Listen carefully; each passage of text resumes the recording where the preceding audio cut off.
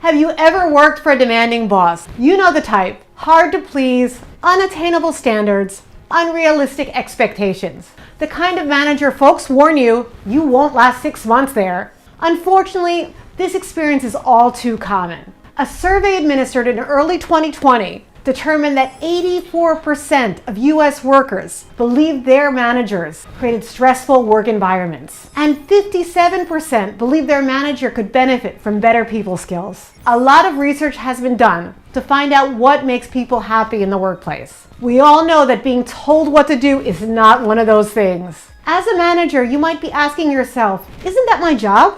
As a traditional manager, perhaps. As an agile leader, absolutely not. Humans are wired to please others. There is scientific research showing a strong correlation between happiness and engaging in activities that help others. We're also wired to react positively to praise and words of encouragement.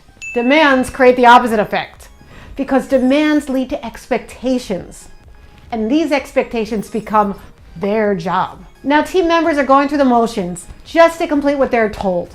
They are stuck in a pattern of meeting your demands and have lost focus on the big picture.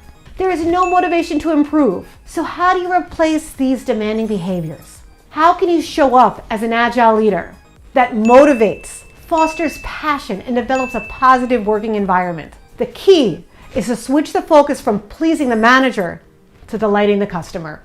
A big step in your journey as an agile leader is to rally individuals away from focusing on pleasing you to focusing on a larger sense of purpose. An easy tool to adopt to help you take this leap is to nurture your own sense of curiosity.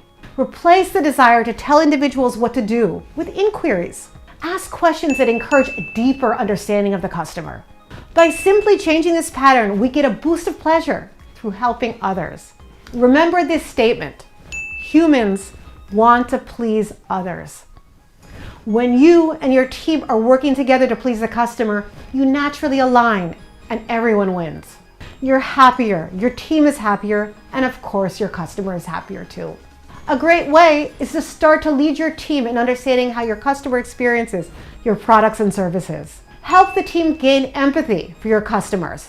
One popular method introduced by designers is to give customers fun names using personas, like Bravo Betsy, the woman that calls in with the praise; Picky Patrick, the guy that will point out all the imperfections; and Radical Rachel, the woman who comes up with all these radical ideas of how to use the product. Try redirecting your conversations with your team away from status updates to asking them questions to guide them in fostering a sense of curiosity. What I really want to know is what you think delights our customers, not me, your leader. Here are a few examples of powerful questions to get you started. What do you think will most impress Curious George about the upcoming release? What are you working on that may delight Caring Carrie? How do you think Talkative Ted is going to connect with the product vision? Have you noticed any new personas that we haven't discussed yet? What may their desires be?